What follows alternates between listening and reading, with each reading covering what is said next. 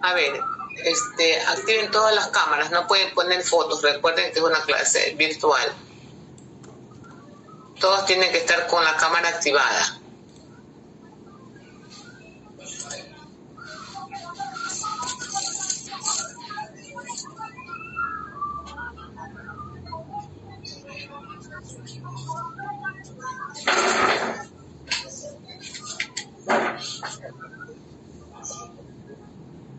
Sandra Bellán, active la cámara. Paola Jubilé.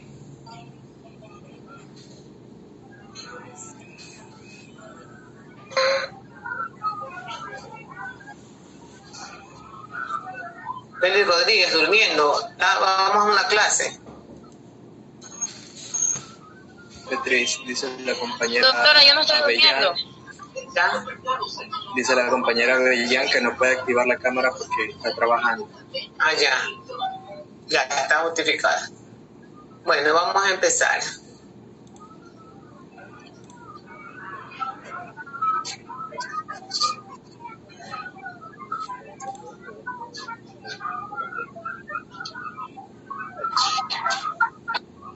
Bueno, esto es una clase virtual, no es para recibirla en la cama ni nada. Tienen que ser adecuada para la clase, no así como está Kelly Rodríguez.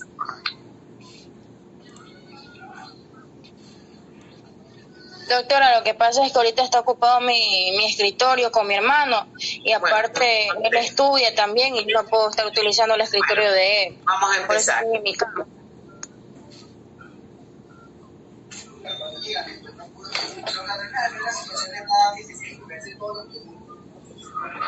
Están viendo una historia clínica ahí, ¿verdad? Sí. Sí, Beatriz. Ok. No hay. Hoy día nos toca, mejor dicho, tocaba el lunes, pero como no se pudo, entonces vamos a verlo hoy porque esto tiene que de haberse tratado antes, ¿no? Hoy día nos toca historia clínica y carnet perinatal. ¿Qué es la historia clínica? La historia clínica es un documento legal donde es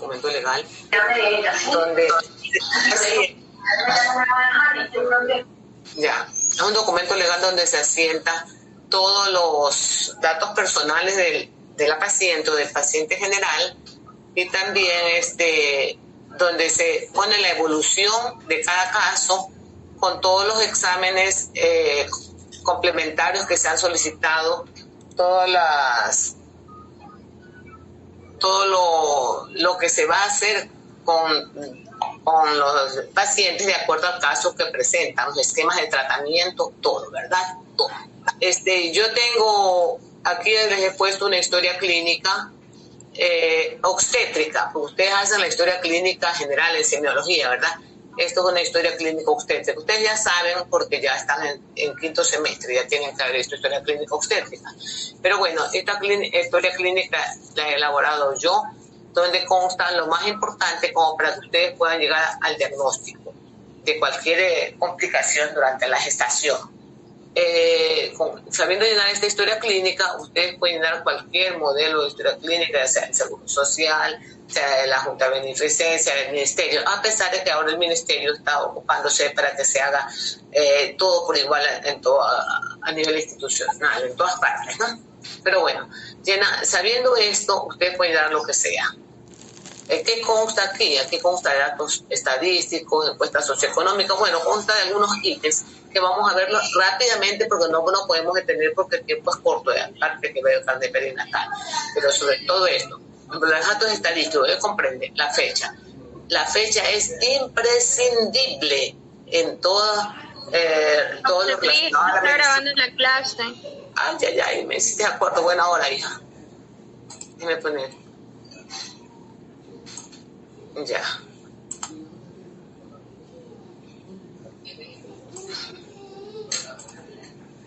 Ay, con frecuencia me sé olvidar y después estoy que no tengo respaldo. Bueno, gracias por hacerme acuerdo. Entonces les decía que la fecha es imprescindible en todo acto de la medicina. No pueden ustedes atender a una señora en un control prenatal o que esté hospitalizada si no hay fecha. Fecha y hora se pone, fecha y hora, para saber si un esquema que hemos instaurado de tratamiento está haciendo bien. Si nosotros hemos ordenado, suponiendo una urgencia o un monitoreo, y nosotros después de terminar de pasar toda la visita volvemos donde esa paciente de acuerdo a la gravedad, de acuerdo al caso, ¿no? Y no le han hecho. Nosotros tenemos para llamarle la atención al personal encargado de eso y poner hasta sanciones. Si es que no, de acuerdo al tiempo que ha transcurrido, que no la hayan hecho. Lo mismo suponiendo que yo le instauré una dosis de una señora que tenga preeclampsia con la presión elevada, bastante alta, y yo le ordené, por ejemplo, una hidralacina en la mañana, porque cuando la presión está por encima de 160 hay que mandar una hidralacina staff. Yo le mando una hidralacina y ya vengo al mediodía, a las 12, otra vez, a pasarle visita, y veo si es que le han administrado la hidralacina, se vuelve a tomar la presión, a ver si está haciendo bien o no, para ver si continuamos con el tratamiento o no. Entonces es importantísimo esto. Si tiene fiebre en la mañana, a la tarde, ¿cómo va? Pero si ustedes no le han puesto, nosotros no sabemos, a lo que volvemos a pasar la visita, si está evolucionando favorablemente esa paciente con ese esquema de tratamiento que le hemos instaurado, ¿verdad? Miren cómo es importante. O a veces pasa en un hospital, pasa que en la mañana pasa la visita a un profesional y en la tarde otro. Peor ahí, pues no sabe nada. Si fue la misma persona que le pasó algo, sabe, pero si es otro, no. El nombre, desde luego, ¿no? El estado civil a veces se lo pone porque hay ocasiones en que las pacientes no son casadas y tratan de ocultar su embarazo, tratan de ponerse faja, tratan de tomar sustancias abortivas y todo, que hacen daño al producto y que al final no consiguen lo que quieren abortar y perjudican al producto, ¿no? El lugar de nacimiento o el lugar de origen, el lugar donde se desenvuelve la paciente, porque el entorno tiene que ver mucho en cuanto a las creencias y costumbres. De acuerdo a las creencias y costumbres del entorno, adoptan actitudes que a veces son dañinas para el embarazo. La afiliación se trata de la historia clínica o del número de cédula, depende del lugar donde estén atendiendo, ¿no? La edad, que es importantísima, porque puede que la señora esté fuera de la etapa reproductiva óptima, o puede ser un embarazo de un adolescente o una mujer que ya está pasada la etapa reproductiva.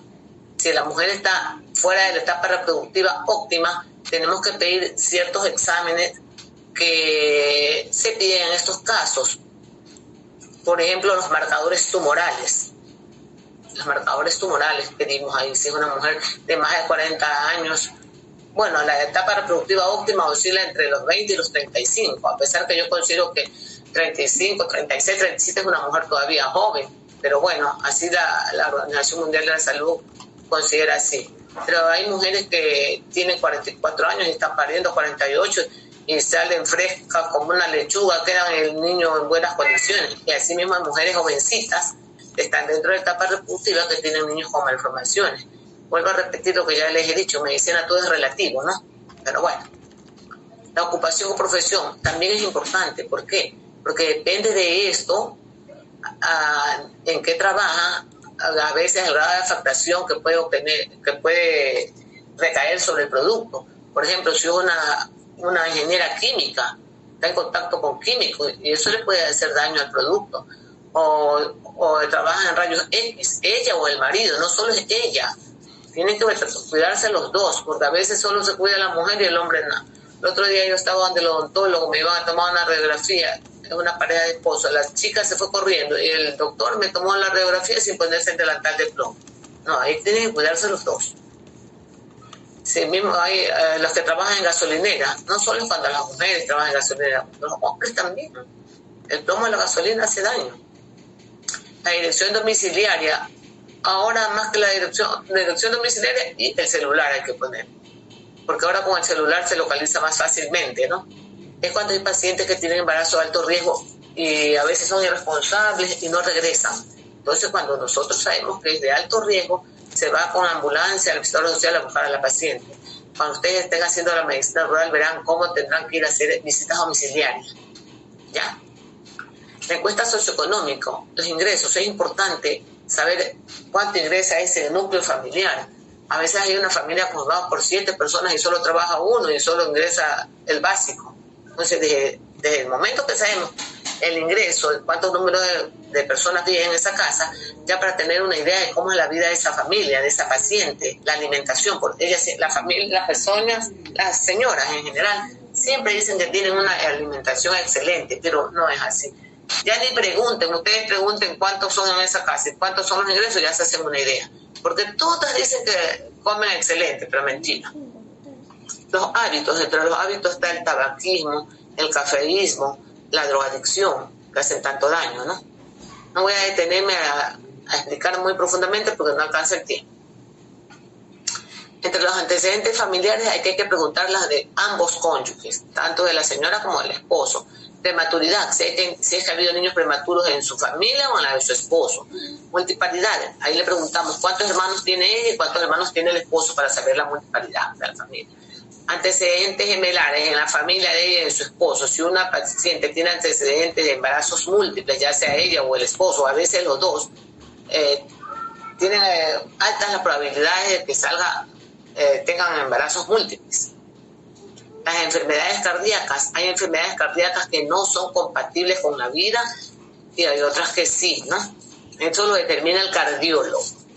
Las renales también, una mujer que tiene insuficiencia renal no debe estar contraindicado el embarazo, pero sin embargo hay mujeres que su deseo maternal es tan grande que a veces no hacen caso y ya vienen las complicaciones, o a veces salieron, por más cuidado que se tenga, a veces ningún anticonceptivo protege 100%, a veces ya vino el embarazo y no queda más que hacerle frente. En tantos años que yo trabajé en el hospital, un solo caso de una señora con insuficiencia renal que recibía esta diálisis, que llegó el embarazo a término, pero estuvo hospitalizada a los 9 meses y los 9 meses estaban ahí los nefrólogos y todos los especialistas habidos por haber, que particularmente no hubiera podido, ¿no? El cáncer, hay a veces embarazo y cáncer, ahí tiene que dejar la quimioterapia, la radioterapia para después del embarazo, antes no. Es decir, si la señora tiene antecedentes de asma, tanto del lado de ella como del lado del esposo.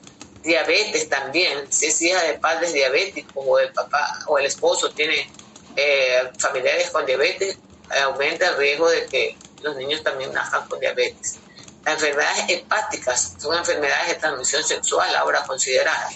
Hay que ver si hay antecedentes en las familias. La tuberculosis, antes era un caso grave, ahora no, tiene tratamiento. Lo único que hay que hacer es que tener los utensilios de uso personal separados y lavarlos separados. Pues lo ponen en una esquinita y lo lavan con el mismo entrupado, en el mismo lavadero, eso no vale, ¿no? Las enfermedades venéreas, imagínense, y otras. Ahora hay tantas enfermedades venéreas, está el VIH, el herpes genital, está el papilomavirus, bueno, hay tantas, la gonorrea, las clamidias. Entre los antecedentes personales fisiológicos tenemos cómo fue el nacimiento. No todo parto vaginal es eutóxico. O sí, Karen Melissa, todo parto vaginal es eutóxico. No. ¿Por qué? No. ¿Por qué?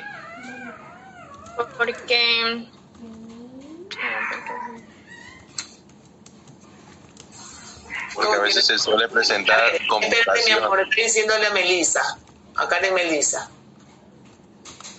Porque se puede presentar en lo que es Está hablando Karen Melissa Palacios. ¿Alguna patología o alguna complicación? ¿Qué patología? Puede decir, pues repetir lo que los otros dicen. No, no todo parto vaginal es eutóxico, porque pueden haber complicaciones que ya deja de ser eutóxico para pasar a un parto distóxico. Por ejemplo, cuando hay distocia de rotación. No es una patología, es una complicación. Cuando el niño no hace la rotación interna solo o la rotación externa, que saca la cabecita, normalmente el niño saca la cabeza y debe hacer espontáneamente la rotación. ¿Y para dónde hace la rotación? Para eso ustedes tienen que estar seguros cuando hacen las maniobras de Leopold para determinar con exactitud hacia dónde está el dorso, es decir, en qué posición está el niño. Si el niño intrauterinamente está izquierdo, a lo que saca la cabecita al hacer la rotación externa, el niño va a rotar de tal forma que su cabecita tiene que quedar mirando el muslo opuesto de la mamá. Por ejemplo, si estuvo izquierdo, el niño rota la cabecita de tal forma que va a mirar el muslo derecho de la mamá. Pero cuando no hace la rotación de manera espontánea, las personas que estamos atendiendo el parto somos los que tenemos que tomar la cabecita entre nuestras manos y hacerle la rotación externa. Pero si no están seguros de que el niño, de la posición intrauterina del niño, entonces van a cometerse iatrogenias. Ya eso les he explicado lo que es la iatrogenia. Es como cuando yo les hago la comparación, cuando una persona está manejando y da retro.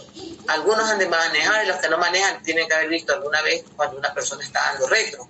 Coge el volante y aplasta el acelerador para dar retro, pero si el espacio es muy pequeño no alcanza a mirar ahí, entonces coge el volante y lo gira hacia el otro lado, el lado opuesto. Así hacen cada vez que cuando se da retro y el espacio es pequeño, se hace eso siempre hasta poder salir, ¿verdad?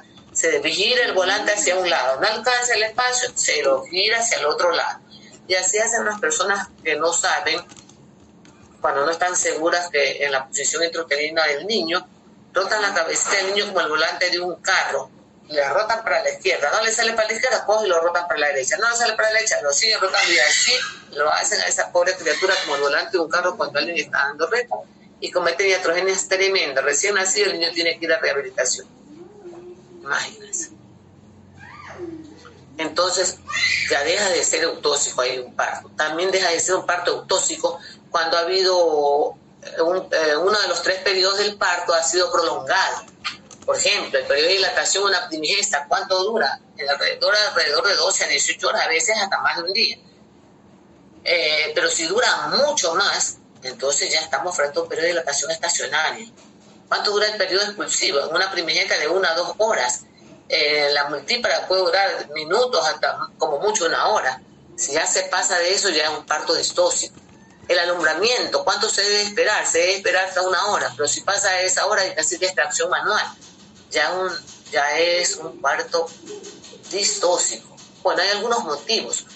Es decir, un parto puede dejar de ser eutóxico cuando falla una de las características de las contracciones. ¿Y cuáles son las características de las contracciones, Yulexi? Kelly Yulexi. Kelly Yulexi. ¿Cuáles son las características de las contracciones? Cuando ¿Cuál es tu apellido, niña? Que no está puesto el apellido. Gómez. Sí. A ver, ya, está bien. Dígame, ¿cuáles son las características de las contracciones? Las características son cuando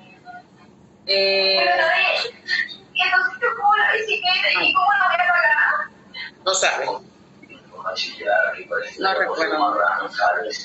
Qué pena, estás en quinto semestre. Alexander Delgado, que ese fue mi alumno, tú tienes que saber. A ver, no me apagues la cámara, hijita. ¿Por qué la apagas? Kelly, Yulexi, Alexandra y Dayana Quiñones, ¿por qué tenés la cámara inactiva? Yo no les voy a decir ya nada, sino que les voy a bajar puntos en la actuación en clase a los que están sin cámara, porque yo les he dicho que cuando estén sin cámara, antes de empezar la clase me digan. Alexander Delgado, no está, dejan así. Sí, doctora. ¿Por qué no me tienes la cámara activa? Estoy que te digo Alexander Delgado y no contestas. ¿Por qué no? Es que se escucha distorsionado. Qué pena. Y la cámara de la lacto no me funciona bien. Yo ya he dicho que tienen que decirme antes de empezar la clase. Ya, las características, el periodo de dilatación, periodo expulsivo. Malo. Está mal. Obstetriz, la característica de las contracciones van a ser intensidad, frecuencia, tono. Van a conocerse como la actividad uterina y que se va a medir en un lapso de 10 minutos. Solange Parra, ¿fuiste alumna mía? ¿O no? ¿Alguna vez? Sí, me dio en primer semestre, sí. Es la intensidad, la duración, la pausa o intervalo y la frecuencia. Si falla una de esas características, ya también ahí se hace el trabajo de parto prolongado, que son las causas de parto distóxico. No voy a pasar a explicar cada una de las características porque si no, no nos alcanza el tiempo.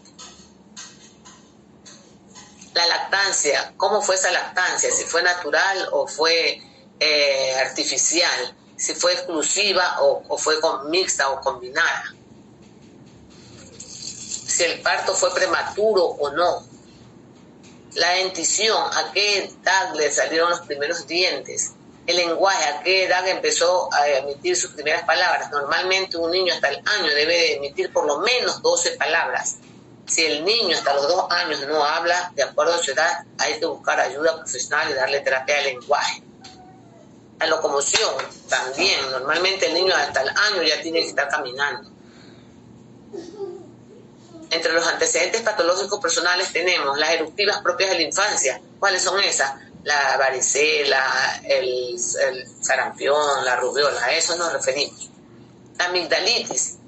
En estos casos de la amigdalitis, faringitis, la mayoría de las personas no le hacemos caso. Uno dice, me duele la garganta y sí, me duele la garganta y sí. Por eso puede traer malas consecuencias. De una simple amigdalitis o faringitis nos puede llevar a una fiebre reumática o a una cardiopatía. A una fiebre reumática o una cardiopatía, imagínense. Aquí el reumatismo, el fiebre reumático, eso es una enfermedad también para toda la vida. El paludismo se ha tenido, bueno, esto es producido por la picada de un mosquito y se caracteriza por las fiebres vespertinas. La tuberculosis, ya les dije que en la actualidad no hay por qué alarmarse, hay tratamiento. El asma también, pero si una persona tiene asma, el hijo tiene factores de riesgo para ser asmático también. La diabetes, si una paciente va al embarazo ya con diabetes, ese embarazo va a ser embarazo de alto riesgo. Igual las enfermedades cardíacas, hepáticas, renales, todo eso ya contribuyen para que el embarazo sea un embarazo de alto riesgo. Intervenciones quirúrgicas, ¿de qué nomás ha sido operada antes del parto, antes del embarazo? Los antecedentes ginecológicos, ¿a qué edad fue la primera regla? Es la menarquia, ¿no? ¿A qué edad tuvo su primera relación sexual?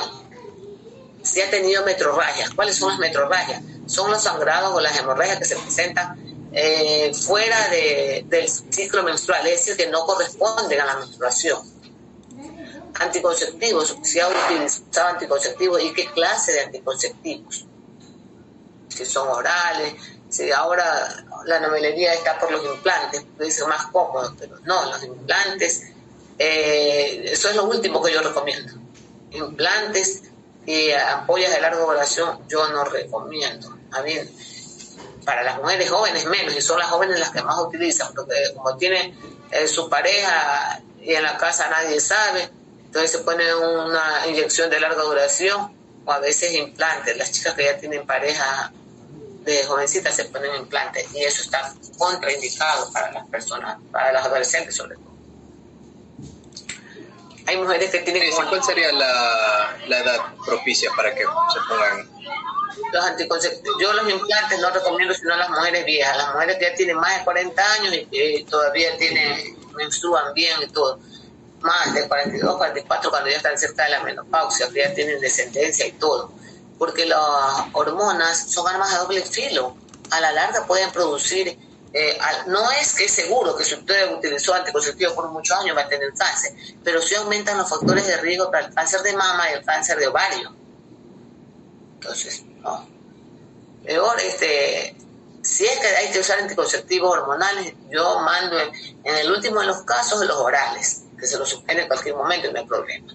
Las ampollas no, porque son de larga duración, traen alteraciones del ciclo menstrual, a veces terminan en amenorrea. Los orales también, pero ya cuando toman bastante tiempo. Pero hay pacientes que toman de manera indiscriminada a veces toman 15 años, 10 años, ¿cómo va a creer? O tienen una T de cobre 10 años, 11 años, se olvidan de que la tienen. No, eso es imposible. Te traje una pregunta. A ver. ¿Los implantes también causan amenorrea?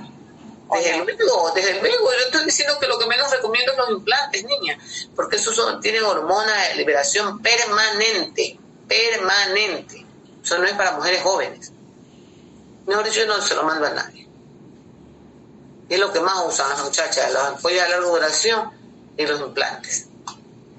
Bueno, entre las características del ciclo menstrual tenemos el ritmo. ¿A qué se refiere el ritmo? A la cantidad, a la duración, a la duración del ciclo, es decir, cuántos días dura el ciclo menstrual. Tenemos como norma, como lo ideal sería que el ciclo menstrual dure 28 días en todas las mujeres, pero eso es muy esporádico. Casi nadie tiene ese ciclo. Son pocas las mujeres que le dura el ciclo de los 28 días exactos, solo las que toman anticonceptivos, nada más, porque viene el sangrado por deprivación hormonal, no es por desprendimiento normal del endometrio cuando no se toman anticonceptivos. Bueno, entonces el ritmo es una fórmula, ¿verdad? Es como una regla de 3. El número de días que dura el ciclo menstrual, 28, 30, 32, lo que sea, por la cantidad, es decir, el número de paños que se cambian al día, sobre los días de duración, 3, 4, 5, 6, los que duren. Acá está la ovulación. La cantidad. Si es el sangrado abundante, estamos frente a una hipermenorrea. Si es escaso, frente a una hipomenorrea. Si los ciclos son muy largos, estamos frente a una oligomenorrea. Si son muy cortos, estamos frente a una polimenorrea.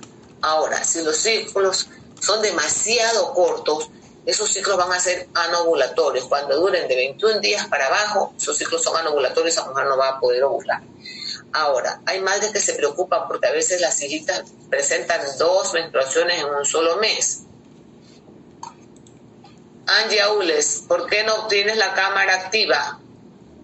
Lo que pasa es que ahorita estoy con mi hijo y lo estoy cogiendo, entonces...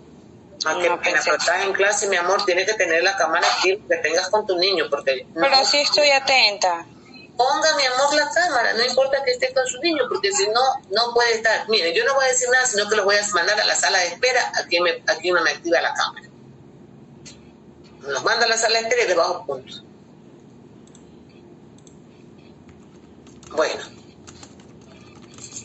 No pueden estar... ¿Hasta cuándo no tienen claro de que esto es una clase virtual? Que no me pueden poner solo el nombre y desaparecer, o una foto. Bueno, ¿en qué estábamos? Ay, se está acabando el tiempo, dice.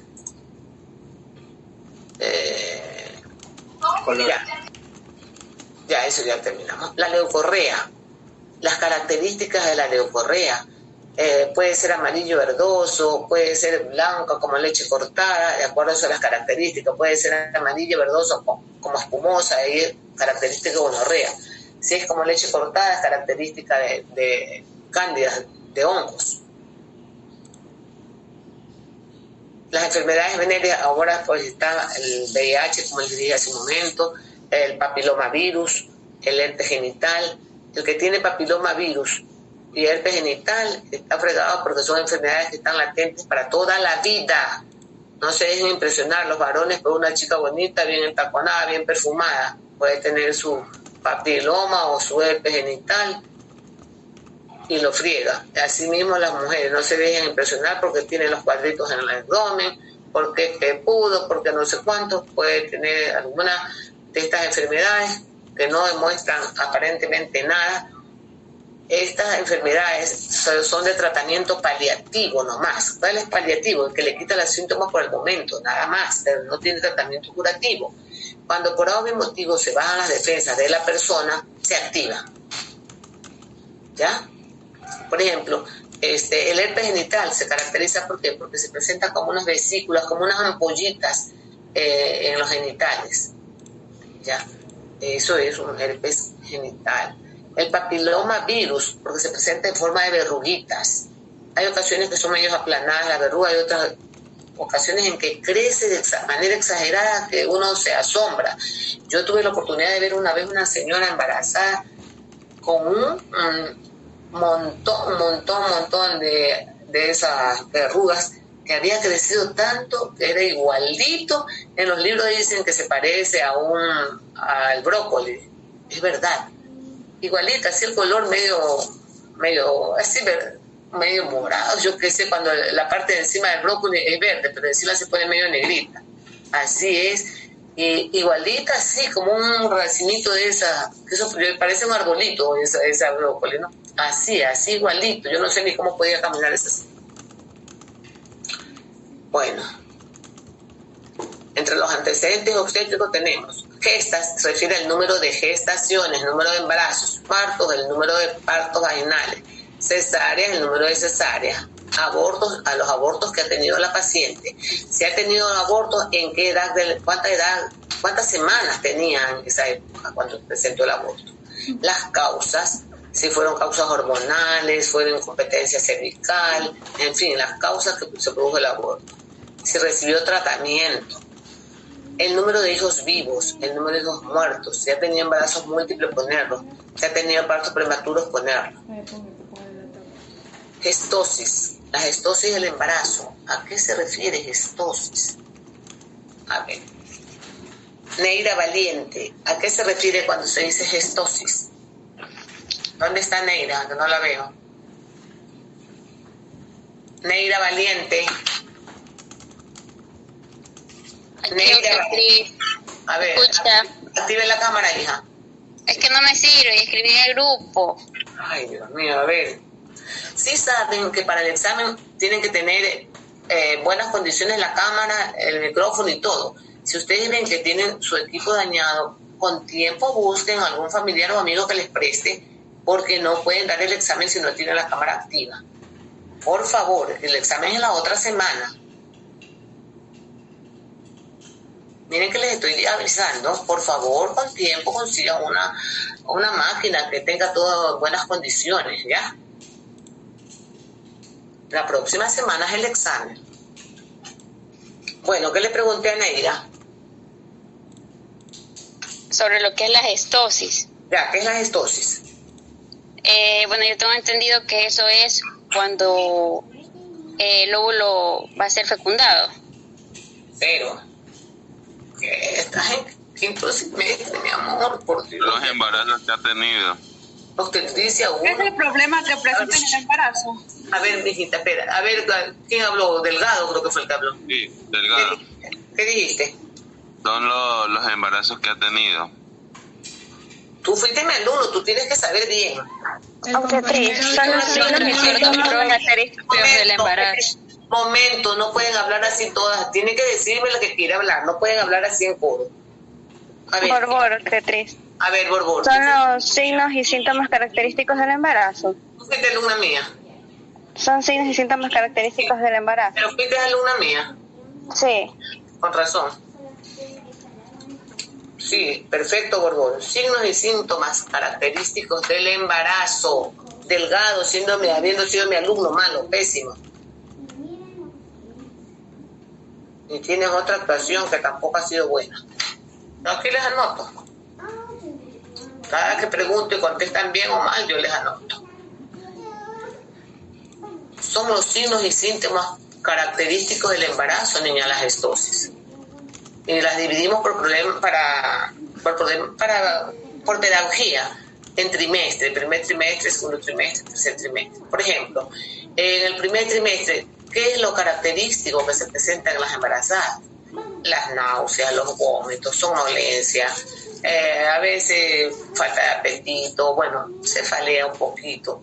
Amenazas de aborto también se pueden presentar, aparte de la gestosis del primer trimestre.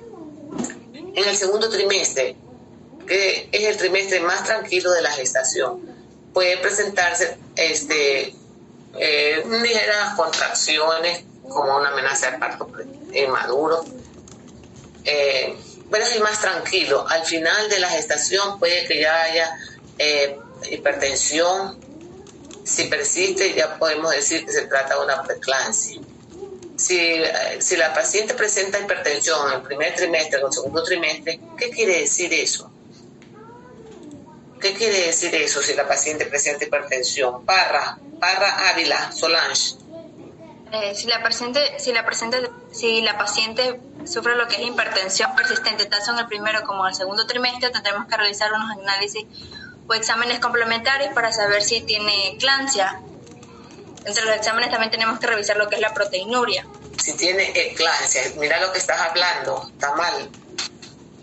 ¿Qué es la eclampsia? ¿Qué es la eclampsia? Es trastornos hipertensivos que sufre la mujer durante el embarazo. ¿Pero qué es? ¿Por qué se caracteriza? Entonces, es convulsiones y no... Preeclampsia, ya me confundí. Pero mira, tú me estás diciendo, yo te pongo 0. Sí, preeclampsia. La eclampsia es cuando ya sufren lo que son los... Hablaste mal, pues yo te pongo 0. ¿Qué más era que decías? Parra eres, ¿no? Sí. Dijiste algo atroz, hasta me olvidé exactamente qué te pregunté.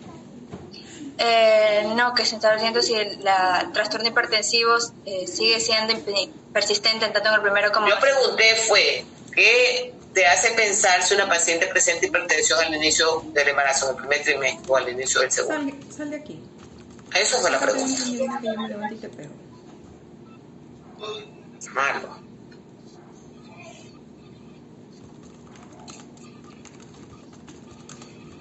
A ver, Fabricio. Que la enfermedad es esencial. Que... Eso, muy bien. Bueno, enfermedad esencial.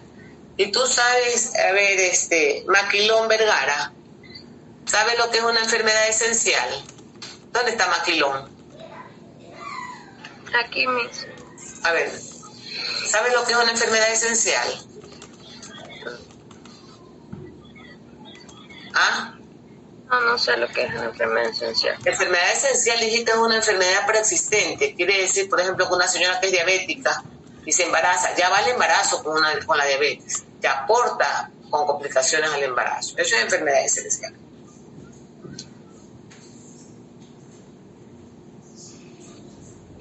Bueno, entonces, en el tercer trimestre, ¿qué es lo más frecuente que suele presentarse? La hipertensión, es decir, la preeclampsia. Pensamos inicialmente que preeclampsia hasta no demostrar lo contrario. ¿Qué más? ¿Qué más puede presentarse? Complicaciones propias del tercer trimestre. Una placenta previa. Puede ser también una amenaza de parto pretérmino, perdón. Obstetriz, puede ser prolapso de cordón umbilical. No, porque se muere el niño. Eso, el prolapso de cordón umbilical es en un trabajo de parto ya. No así en el embarazo. ¿Cómo que si está cerrado el cuello, cómo va a haber prolapso? ¿Quién preguntó eso? Guevara. Malo, mijita, malo.